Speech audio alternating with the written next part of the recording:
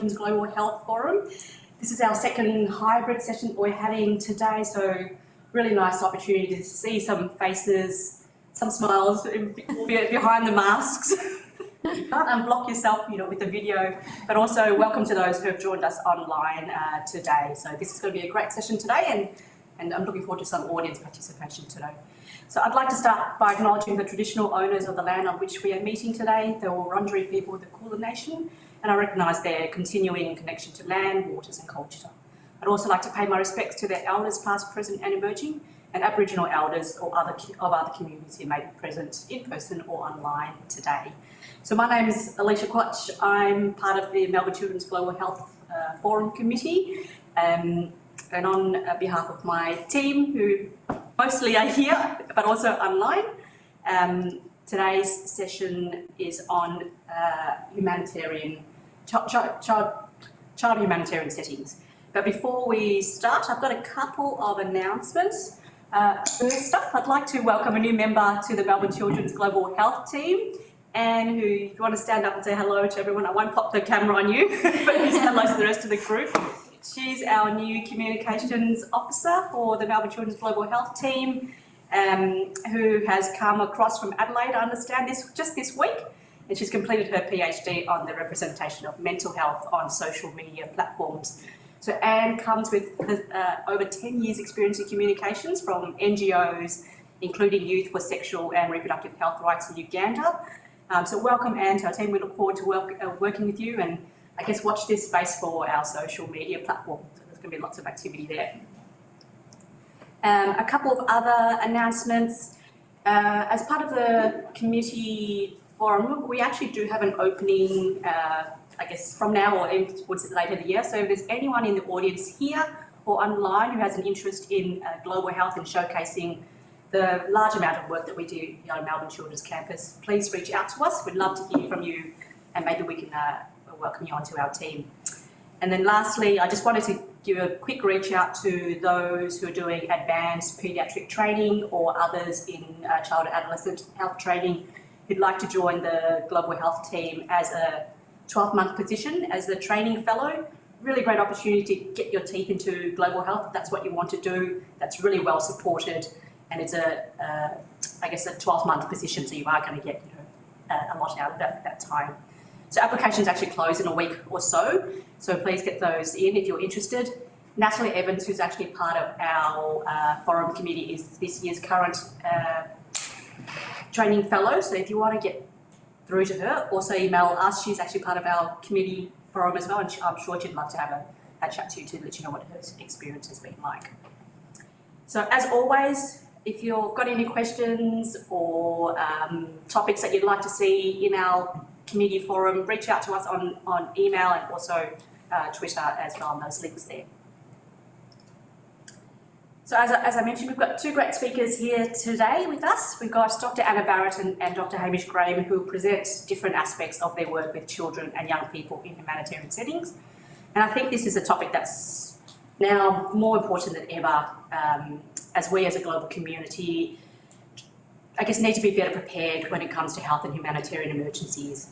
And if you've sort of been in tune with the recent World Health Assembly that was run a couple of weeks ago, it's reflected in the theme of health for peace, peace for health, for recovery and renewal. So we know the COVID pandemic has led to restructuring and rethinking of how we approach health emergencies, but we've still got a lot to learn. So the impact on child health and wellbeing has been immense, and I think we'll continue to see the effects for years to come. But I think let's not forget that the humanitarian emergencies that impact on children continue with other health conditions left behind by war, famine and climate crises, and they've not waned because of COVID. So it'll be great to hear some on-the-ground experience on how we can approach health emergencies and better protect the health and wellbeing of our children. So a couple of just housekeeping before I introduce Anna. Just to allow both speakers to have plenty of time to get through their presentations, I'll leave the questions until the end, and I think we're going to have plenty of time for some robust discussion. So for those here, hold on to your questions towards the end, and for those online, if you would like just to pop it either in the Q&A or chat box down the bottom, we'll keep an eye on them and we'll get to them after the speakers. So first up, we've got Anna Barrett, who's kindly come across from the Nossal Institute to join us today. Actually just completing an exam today, so, so well done for getting here and thank you. So she's a researcher and humanitarian response practitioner with experience in health, education and child protection. She's trained at the University of Melbourne as a clinical child psychologist and completed her PhD in neurobiology of childhood maltreatment and depression before joining international humanitarian responses in Africa, South Asia and the Middle East. So after supporting Sierra Leone's Ebola outbreak in 2014, Anna's continued to pursue a growing interest in global health with training in infectious diseases and microbiology. It's an exam today. So her interests now lie in the intersection of global human, animal and climate health rights, and she currently works with the Nossal Institute's One Health unit. So Anna will hopefully be sharing with us her experiences at the Emergency Psychosocial Coordinator in an Ebola Treatment Centre in rural Sierra Leone. And she's going to highlight some of the issues that arose, strategies used and lessons learned for protecting children in infectious diseases outbreaks. So welcome Anna, and I'll just share your slides with us.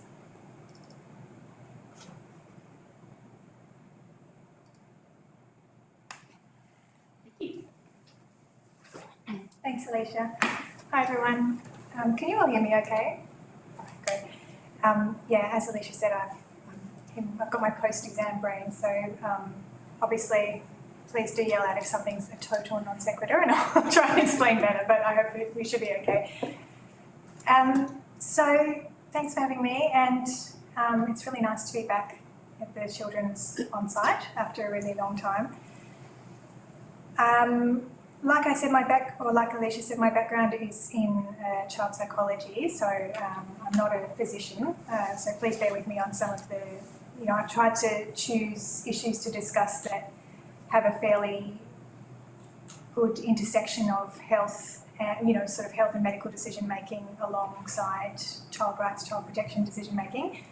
That does put me a little bit out on the limb with this audience because I'm not a physician, so please feel free to kind of expand on any of those health-related aspects that I can't really maybe address, based on your own expertise, and we have time for discussion.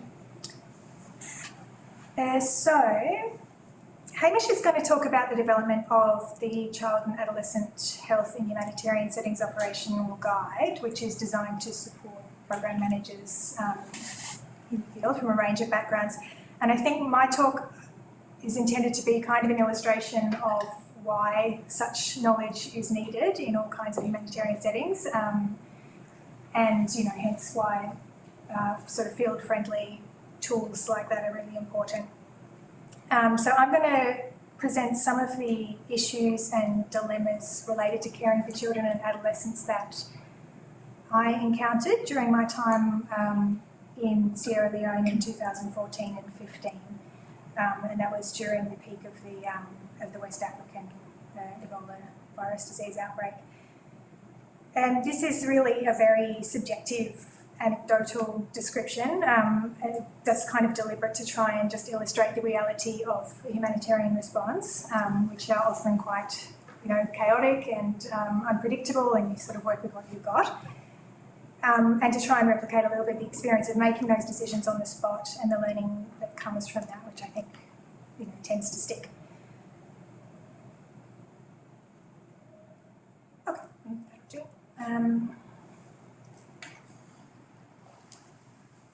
All right, so just a little bit of background on the outbreak. So prior to this, the West African Ebola outbreak was by far the largest on record.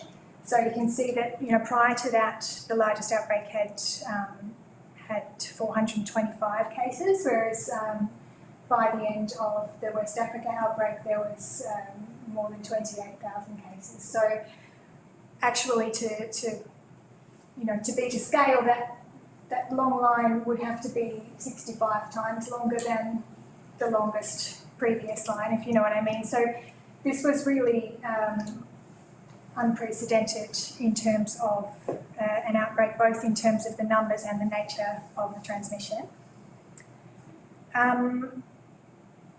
The final kind of infection numbers and loss of life was kind of tiny compared to the toll of a lot of other, pandemics, recent and kind of chronic.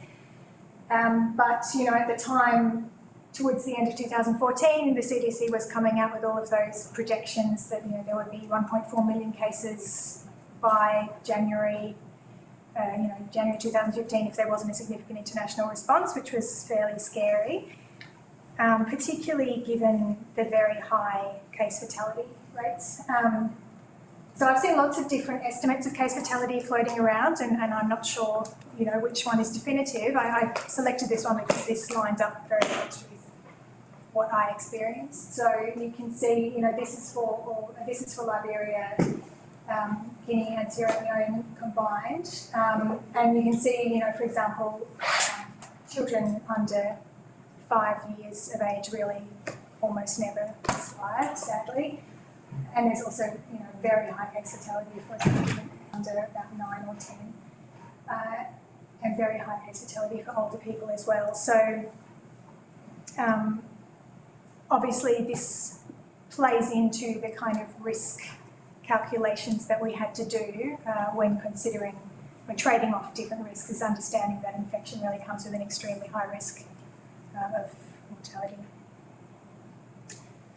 So the health system in Sierra Leone was already pretty fragile, and a lot of healthcare professionals had either died or left their stations. And as you might remember, there was some fairly intense kind of fear and sometimes fear-mongering going on internationally, which means that it wasn't always easy to recruit people into this response. And the combination of the unprecedented scale and the lack of medical knowledge about the disease and the difficulty recruiting people meant that it was an unusually sort of chaotic, improvised response in many ways, combined with the tempo of the response, which was very late. As you see, the black line there represents the number of beds available compared with the incidence, weekly incidence. So by the time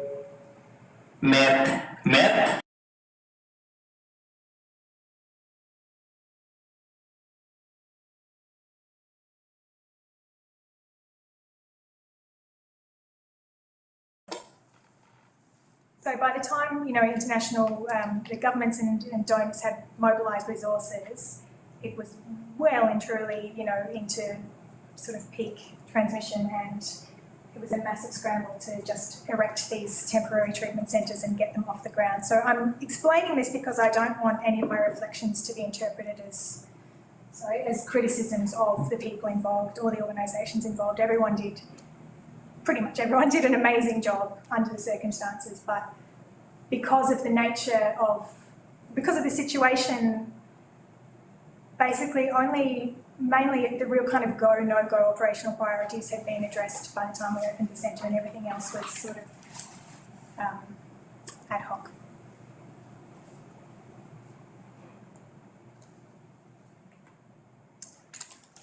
This is where the centre was that I worked in Sierra Leone in the middle there. It was a rural mining town. And this is the duration that I was there for. So just to highlight that I'm talking about a limited aspect of, of the sort of life course, let's say, of an outbreak. I'm really only talking about the sort of acute emergency period that I experienced, and not any of the, really hard work that comes along with recovery. And I'm also speaking really from a very centre-based perspective rather than addressing some of the community child welfare and child protection issues. So just a little orientation to patient flow through the ETC, because actually a lot of the issues that we face for children were very much tied up with the kind of practicalities of, the sort of procedures and protocols of admission and discharge. I won't go through this in detail. If you want, I can go through at the end, but just to save time, I'll just put it there as showing that basically you have suspected, probable and confirmed wards. People are triaged and admitted based on whether they meet the case definition to suspected or probable, and on positive PCR they're transferred to confirmed. On negative PCR they exit through decontamination areas. And this is case definition, or an example of one of the case definitions used. And I just put there to highlight that, it was a very broad case definition. So particularly if you look at, for example, all you had to have to be admitted was a fever and 3 other symptoms, including symptoms like headache, loss of appetite, fatigue, nausea, diarrhoea, vomiting and diarrhoea and so on. So you can imagine that, this really overlaps with a lot of common childhood illnesses, which meant that there were a lot of children in the community that met case definition and could have been admitted, or in many cases were admitted for testing. And just a couple of pictures of what the centre actually looked like for context. The psychosocial team that I coordinated was a team of 17 local staff. They were lay people that really only received training as part of this intervention. And 1 ORT was the N2 international staff. And our main aim was to contribute to breaking the chain of transmission. I don't have time in this presentation to go into all of the sort of logic of the program that went towards that, but just to point out that everything we did, while we also wanted to, safeguard the dignity of patients and,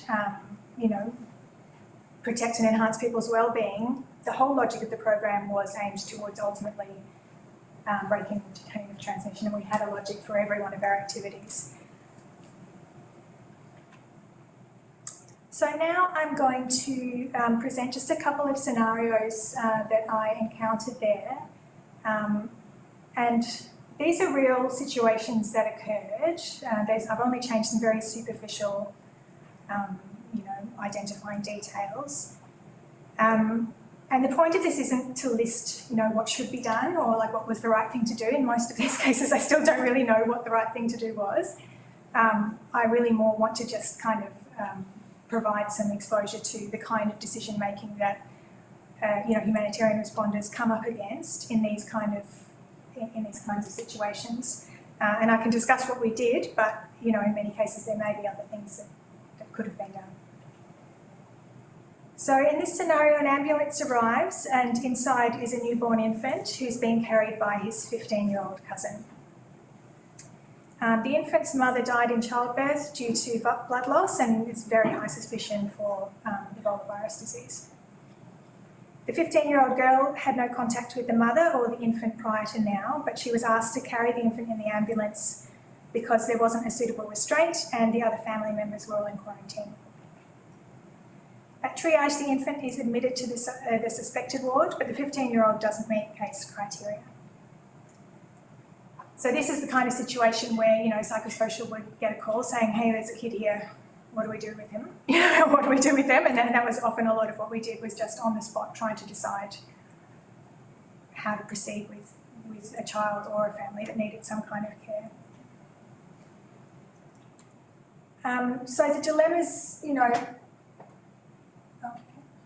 associated, some of the many dilemmas associated with this situation are that clinical staff could only enter the wards at about 4-hour intervals because of the level of PPE required, and they could only spend a couple of minutes with each patient because they had 3 wards to get to and a number of patients on each ward, and they could spend, maybe maximum 90 minutes in PPE, but it was extremely hot, obviously, so there was very limited contact with patients available. So under those circumstances, how do you care for a newborn? Should the cousin be allowed to enter the suspected ward to care for the infant while we're waiting for test results? Or if not, should the cousin be taken straight back to her village?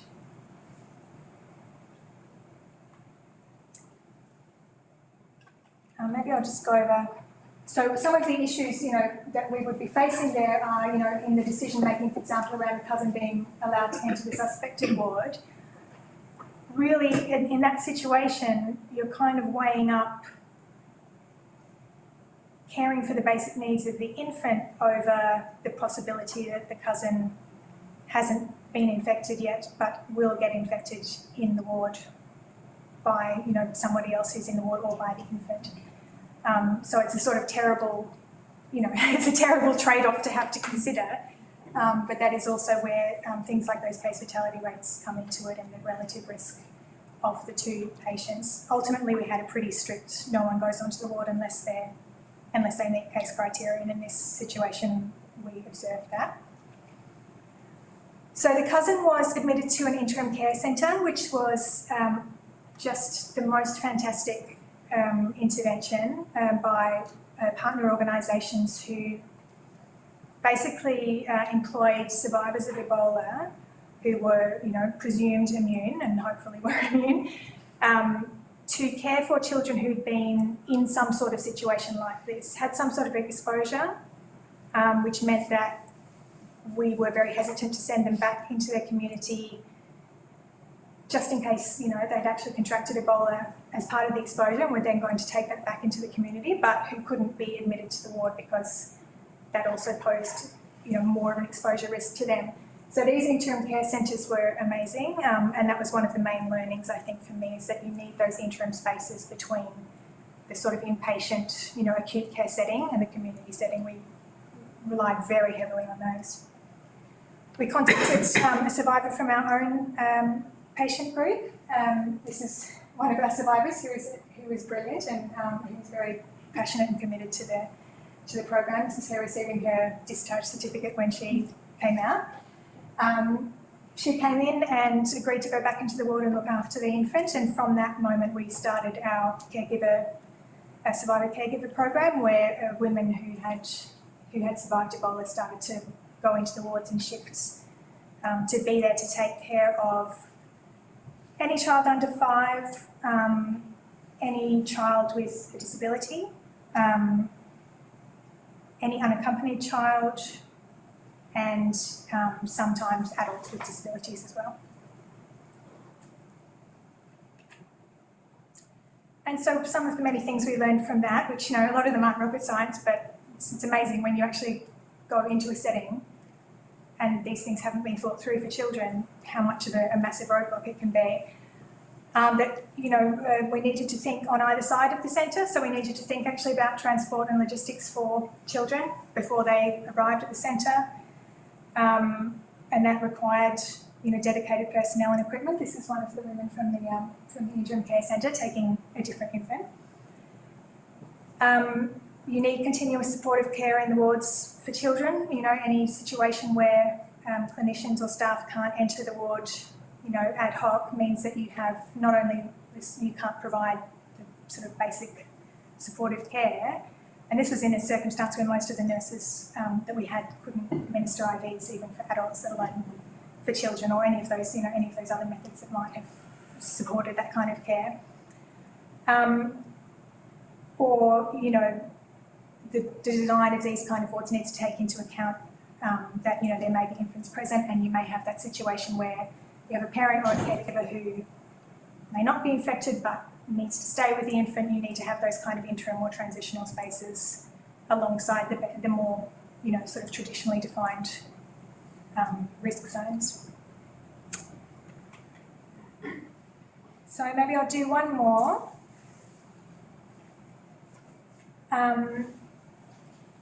An 11-year-old arrives by ambulance unconscious, and the ambulance driver reports that the child has been suffering fever, headaches, malaise, delirium, beginning 3 days before, but they're unaware of any direct contact with a confirmed Ebola virus disease case. The child's admitted to the suspected ward and commences presumptive malaria treatment while waiting for the PCR results. He tests negative for EBD but positive for malaria, but he's still severely ill and he's believed to be suffering from cerebral malaria. The local healthcare services aren't functioning or functioning at extremely low capacity.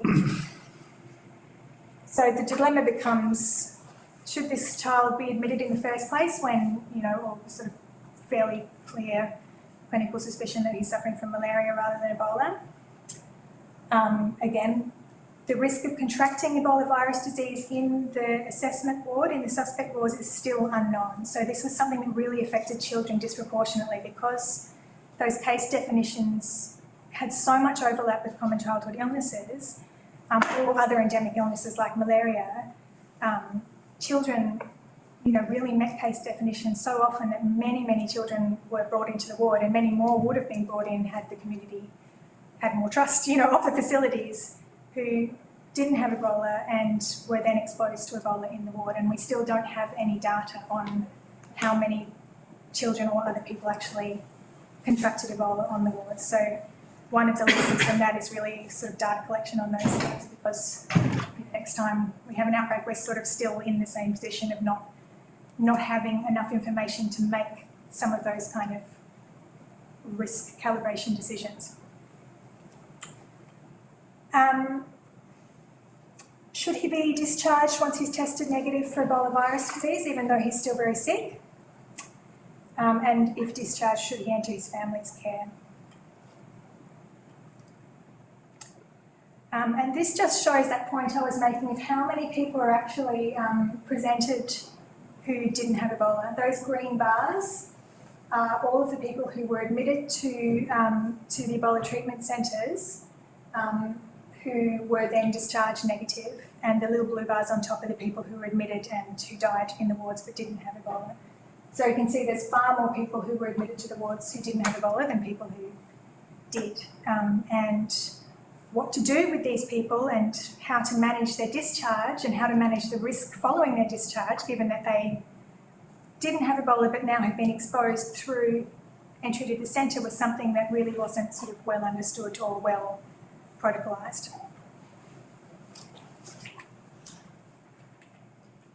So the resolution in this case is a bit of a sad one. It was decided that the child shouldn't stay in the ward due to risk of cross-infection.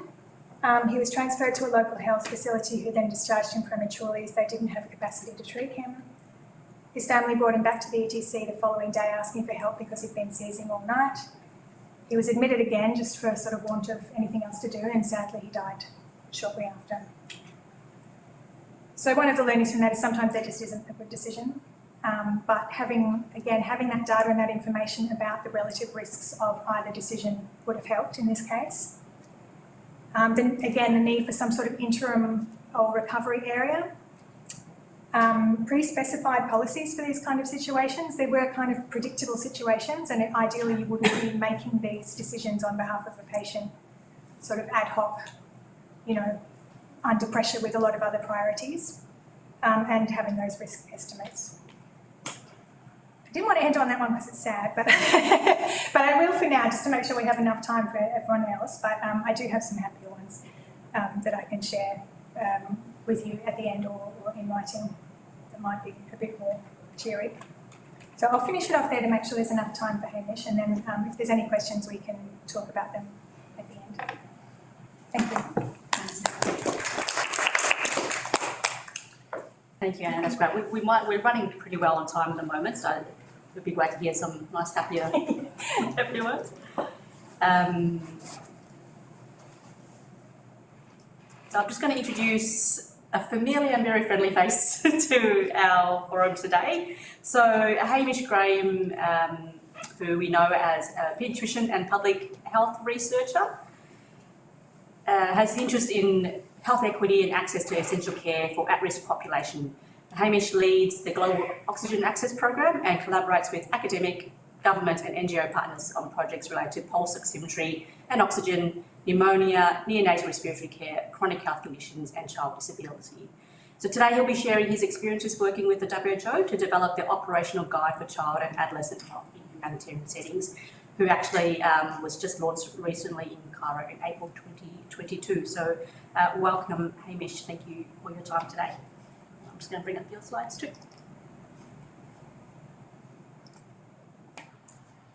All yours. Lovely. Thank you, and it's really nice to follow on from Anna, because I think Anna's given a really good picture of a particular humanitarian emergency setting and some of the particular challenges that program managers face in trying to work out how they can look after and care for children and young people every day. So now we're going to step back a bit and think a bit more broadly about how we do child and adolescent health in humanitarian settings. And I'll share some experiences working with WHO to work to produce some guidance, particularly for program managers trying to do child and adolescent health in these settings. So humanitarian emergencies are very diverse. We've just heard about a particular Ebola outbreak, so a disease outbreak sort of setting, but we're also talking about things with war, population displacement, natural disasters, many different things. And I guess the common threads with all of these is that they result in population displacement and morbidity and mortality well in excess of what is normal in that area. We know that around 1 in 4 children around the world live in countries that are affected by humanitarian emergencies at the moment. And we know that in these sort of settings, there's a whole range of things that happen, and that morbidity and mortality is most commonly elevated because of things to do with health systems disruption, food insecurity, poor access to water, sanitation, displacement, crowding, all these sort of things. Often more so than whatever the acute insult is, whether it's a tsunami or the war, the conflict, or Ebola, a particular disease. It's often all the other things that break down that really elevate, particularly child morbidity and mortality. And the responsibility for dealing with all this complexity often falls on quite low-level program managers who have to deal with all these different things going on, so different to what they're usually dealing with day to day, and to make some intelligent, reasonable decisions, often when there's not a good decision able to be made, in very challenging circumstances. So today I want to share with you something around the Child and Adolescent Health in Humanitarian Settings Operational Guide, which is a newly produced guide from WHO, the Eastern Mediterranean Regional Office, which we worked on over the last few years, since 2016. Tell you a bit about how it came to be, how it's being used, and I guess some of the opportunities and challenges in implementing it going forward.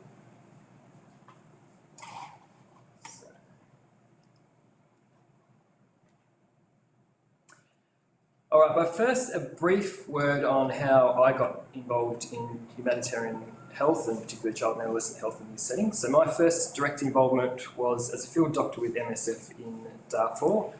The war in Darfur you would have all be familiar with started back in 2003 when particular rebel groups took action against the government, and the government responded with a very, very harsh attack, resulting in essentially a genocide, a wiping out of entire villages and entire populations. At the peak of the conflict in late 2003, there are almost 250,000 people killed, with a rate of killing higher than the Rwandan genocide, which we all know and which the world community said would never happen again. So it was really horrific. Entire villages were destroyed, burnt to the ground. The rebel fighters and the Janjaweed, the militia backed by the government, recruited a lot of young boys particularly into the armed forces. It was a pretty ugly period of time.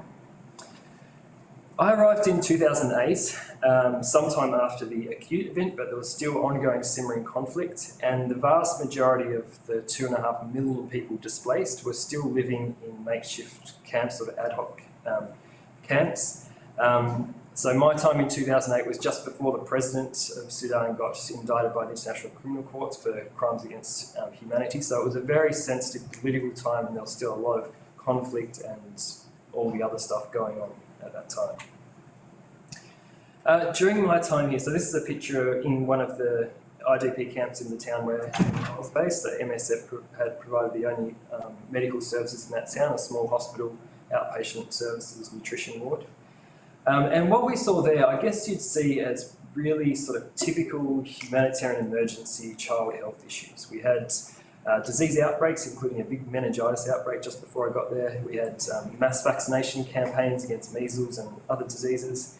We dealt with ongoing war trauma. We had a devastating burden of sexual gender-based violence stemming from the war and conflict. We cared for children with pneumonia, malaria, typhoid, TB. We had a really busy malnutrition ward. At any one time, we'd have a couple of hundred patients with severe malnutrition that we'd be following in the community. So in this context, I was surprised when MSF asked me to set up a chronic diseases clinic and skill up the local workforce on things like diabetes and hypertension. But I did as I was told, and I was really surprised to see a whole host of things that just really hadn't been on my radar before, certainly weren't seen as priorities by most of us working there. But in retrospect, I guess I cringe at how narrowly I'd thought about child and adolescent health in these settings.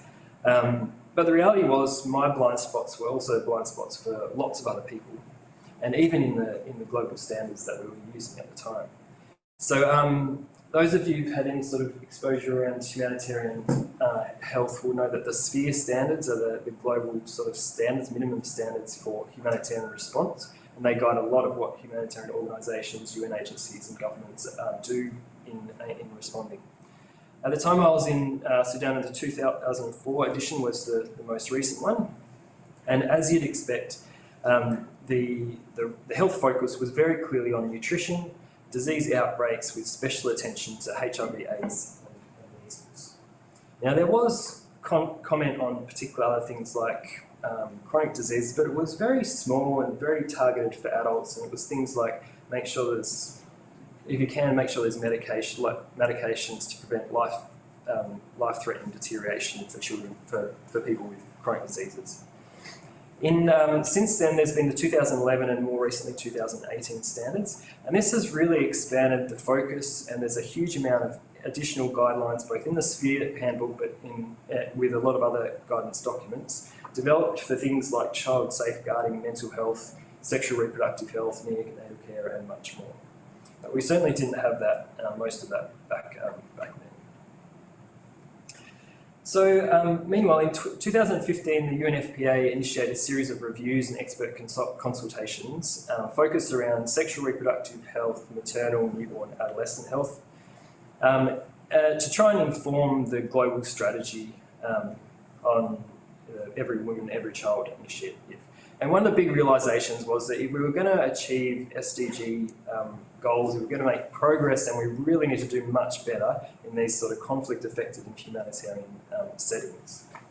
And the other big thing that came out of that is that the current focus in response in these settings was probably a bit narrow. So you can see here they had four pretty broad sort of recommendations coming out of that, but I think you'll see some of these themes coming back in when you start talking about this operational guidance. The idea that health sector interventions need to be more agile and more integrated with what's going on with all the other sectors, that there needs to be an emphasis on stronger, resilient healthcare and support systems, not just really specific disease-focused responses in particular domains. There needs to be better use of information communications technology, and improved governance and financing, things that will strengthen things now and for the long term, not just focused on band-aids immediately. This document also had a few boxes where they had they listed emerging priorities, and I found this really interesting because this was really demonstrating expanding sort of thought in the field beyond just the critical things. Now you see it still has the important things for child newborn health around infections, infectious diseases, but it goes broader to think about early childhood development, newborn care more broadly, child safeguarding, psychosocial support, as well as systems, things like localised data generation and the strengthening of information systems so that you can actually respond with data with what's actually happening on the ground. And this was done similarly for adolescents, you don't need to see, and for women. You don't need to see all the detail, but you can just see that sort of level of thought. It was really expanding from what was existing in existing standards. So this document recommended a whole bunch of things, and WHO was among the groups really taking notice of it. So around in 2016, the folk in the Eastern Mediterranean region office approached me and said they're wanting to provide some practical guidance for program managers to be able to navigate all these things that we know you should be thinking about doing. Could I help them with it? And at the time, the Eastern Mediterranean region, the Middle East region, was particularly beset by conflict-affected emergencies. And there was a lot of feedback from the field that the existing guidance, which was sort of probably more tailored towards refugee camp settings and disease outbreaks, maybe weren't really meeting their needs with conflict, particularly protracted conflicts, and with really massive breakdowns in existing services. So at the time there was active conflicts in many of the region's countries. The Syrian war was massive. There was ongoing conflict in Sudan, Somalia, Libya, Afghanistan. Yemen had only really just started. It got much worse in subsequent years. So this was the sort of drive behind them starting to think, how can we create something that's a bit more useful for program managers? So I won't go through all the details of what we did with them, but basically we helped them work through a rapid review, searched a lot of literature, and then did surveys with a lot of key respondents, both from UN agencies, from governments, and from different NGOs. This is just sort of to show you that we found a lot of relevant documents, both particularly UN and other agency guidance documents, but also academic papers. Most of them were very recent, like within the last few years, and some of them were excellent, very comprehensive. For example, talking about child protection standards came out in 2019. Very comprehensive, addressed lots of these really practical issues that people were dealing with on the ground. But they're also 350 pages long, which is a lot for a program manager who's got responsibility over like the whole gamut to be able to get familiar with, let alone be able to action all the sort of things that it spells out that we should be doing.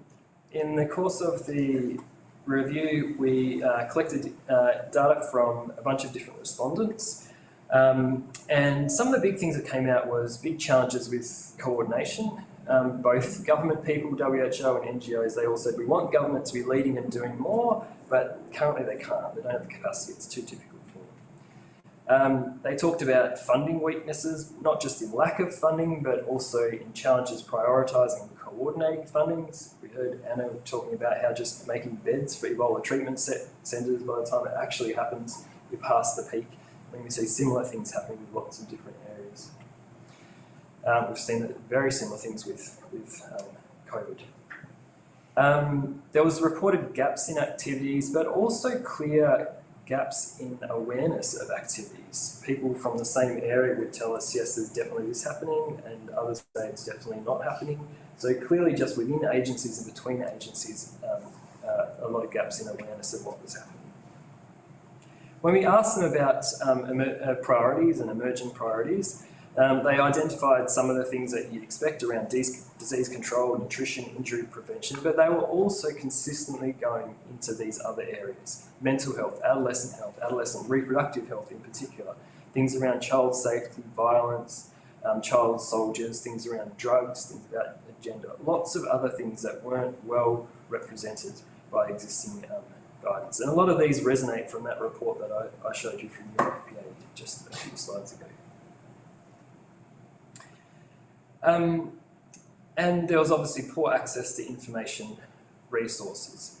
So I suppose the big takeaways from this for us was there was really diverse current capacity, activities and needs. People were very aware of the limitations and they wanted support to be able to fill in these gaps. And there was a strong desire to expand beyond just thinking about under 5, infection, immunisation, nutrition. Older children, broader range of issues were really important. It was also clear that there was lots of activities already happening, but there was clear challenges with coordination, both within organisations and within sectors and between organisations and between sectors. And that there were many information resources that already existed, so we didn't want to be just duplicating these, but they weren't meeting needs often either because they just weren't accessible or available, people didn't know about them, or because they felt they weren't appropriate or able to be adapted to local context. So that was our real challenge in thinking about, okay, how can we provide something that's useful? We wanted to make it practical, targeted for program managers, the people who would be there actually making decisions. We wanted it to put children and adolescents at the centre, but still have it integrated with everything else that was going on. We wanted it to be applied across different, they call it an all-hazards approach, across all different humanitarian emergencies and at different phases of the emergency, whether it's from preparation to immediate response or longer-term recovery. And we wanted it to be something that could be used by people from all different agencies. There's common sort of gaps between UN people and government people and NGO people, something that could be sort of used across and valued by all those sort of different groups. So to very briefly just show you what we came up with, and you can Google search and download the entire thing to go through if you like. We framed it around 4 action sections: a coordination section, assessment, prioritise, respond, and then around monitoring, evaluating, and review. And within each of these sections, we aim to help program managers and their team build from where they are. So wherever they are at the moment, what are the next logical steps for them to be working on? So for coordination, we want to get to the point where they could say, okay, we understand humanitarian structures, we know how we fit in with the health cluster and how we contribute to a child and adolescent working group. For assess and prioritise, we wanted them to be able to say that we understand the situation that we're facing, maybe not as detailed as we'd like to, but we've got some understanding of it, and we're able to make priorities based on the evidence for this time. Similarly for respond, thinking about the whole range of activities that might fit the priorities identified and how they can take the next steps in addressing them. And monitor and evaluate, so actively participating with evaluation, with remeasuring, so that you can refine and change. And within all this, we saw it as a cycle, so something that you'd be able to pick up, work through, then do it again, and add a few more things that you hadn't been able to do last time or you were still working on. We tried to make it really user-friendly, lots of charts, figures, highlights and boxes to highlight what's important. And at the end of each section is a key actions and key indicators section, along with a bunch of resources so people can go to these much more detailed standards. The entire guide ended up being 100 pages, which we thought was a really good achievement in terms of how much we were able to pack in, but it does mean that there's a huge amount of detail that's not there. Like it can't be there. It's very action sort of focused. The key actions and the key indicators were framed to look very similar to how they're presented in the Sphere guide, and pretty much all of them are directly derived from existing standards, either the Sphere standards, the child protection standards, the reproductive health, whatever it is. We wanted it to be authoritative and easy for people to accept, not something that people would say, where did this come from? It doesn't apply here. We want it to be very clear. So the development of this occurred over a number of consultative meetings with a whole range of people from the region. And then it was soft launched in Sudan in December 2018. And at that soft launch and the sort of training, the implementation workshop that we had, I put up these comments from Dr. Tedros, and I feel like these are still probably like the big challenge in terms of how a guide like this is actually going to be used, actually going to make a difference. So at the time, Dr. Tedros was pretty new and he'd sort of challenged WHO around 3 areas. He said we need to do much better at getting our world-class guidance off the shelf and being used. He said we need to do much more focus on what country teams need. It's too Geneva focused. We need to do much more country level response. And we need to engage more proactively with partners to harness everyone's collective strength. And I think for any of us that have worked with WHO, we would really resonate with these 3 challenges that Tedros put out to the organisation, but also for particular things like this, producing a new guidance document, we need to make sure it's actually being used, that it's actually responding, being used at country level, and that it's being used outside of just the narrow WHO group. And I think these probably still stand as the big challenges. So I'll just flick through these next things. So we got some feedback from there, that was 2018. 2019 they started using it in Sudan, and then it was formally published last year and launched this year. And at the launch, there were some really interesting comments from people. Like, the head of the emergency group for the region, he said that he now sends this out with the Sphere guide as the 2 essential things that he wants to give anyone working in the health space when they go into the field, or encourage the field to use, which is a very nice sentiment. But probably what was even better to hear was from the folks using it in Sudan, They fed back on how they'd used it, how they started integrating it with other trainings, how they'd found it, one of the key things they'd found it useful for was just as a common reference point. It wasn't something that was comprehensive in anything, but whoever you're sitting down with, whether it's the nutrition folk or whether it's the disease response people or the WhatsApp people, it like gave you a common sort of focus to be able to say, okay, so how do children and adolescents factor into this discussion? What are we sort of thinking about? So I guess coming back to when I was helping create this guide, I had my experience in Sudan certainly very front of mind, what sort of things would be helpful for us working there, but also the experience of a bunch of colleagues that I'd met over time.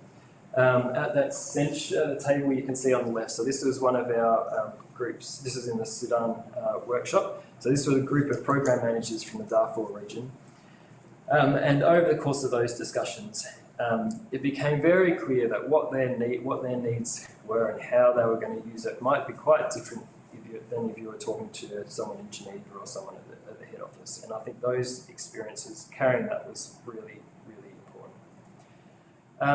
The other people that you've seen here, so Dr. Jamila down the bottom there, she was the real dynamo at the WHO level, driving this. She had a real strong love and commitment to country level program work, and I think gave a beautiful flavour and managed to get the child adolescent health department working with the emergency department, which within the same agency, which is actually a huge feat just in itself. And Dr. Al-Fati, you can see up the top there, he was a particularly nice connection because when I first worked with MSF, Dr. Al-Fati was one of the junior doctors who was working with me in Darfur at the time. We kept contact over a lot of years and then worked on this together because he's now with the emergency department in WHO, bringing his experience to there. So I think in many ways there's a greater need than ever for this sort of practical guidance.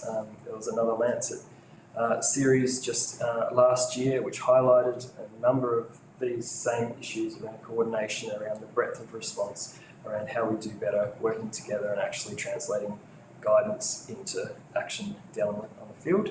But there's also a lot of those same sort of challenges that I mentioned that Dr. Tedros sort of spoke about in terms of how do we actually get it from a guidance document that you read on your phone or whatever to actually being translated into practical things, because I mean, you can hear from Anna's talk, none of these guidance documents are going to give you the specific answers for your specific challenges, but there's a lot we can do in terms of making it more practical to be able to know at least where to start thinking about putting the structures in place that means you're actually going to be able to make a reasonable decision on the day.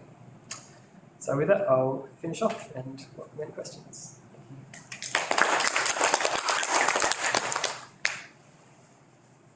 Thanks, Hamish. That was very comprehensive and great. And as Hamish mentioned, that operational guide is online if anyone wants some access to it.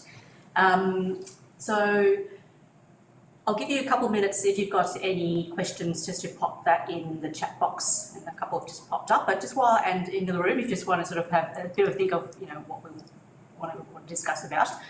Just maybe just a thought and a question from me. As sort of Hamish mentioned, I think as people who work in the global health sector, I think it resonates very clearly that yes, we come up with lots of guides and operations, and how do we, I guess, implement it on the ground is a thought that we have both from our perspective, but also clinicians on the ground as well.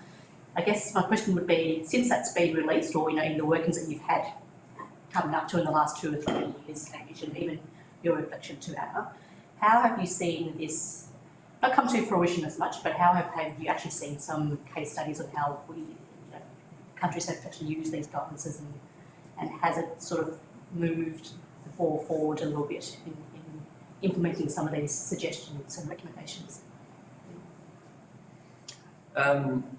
Yeah, so I feel like for this guide it's still very early. It wasn't really publicly launched even just until a few months ago. The experience from Sudan is encouraging in terms of that it's something that is able to be used by teams and implemented locally and nationally, regionally in there.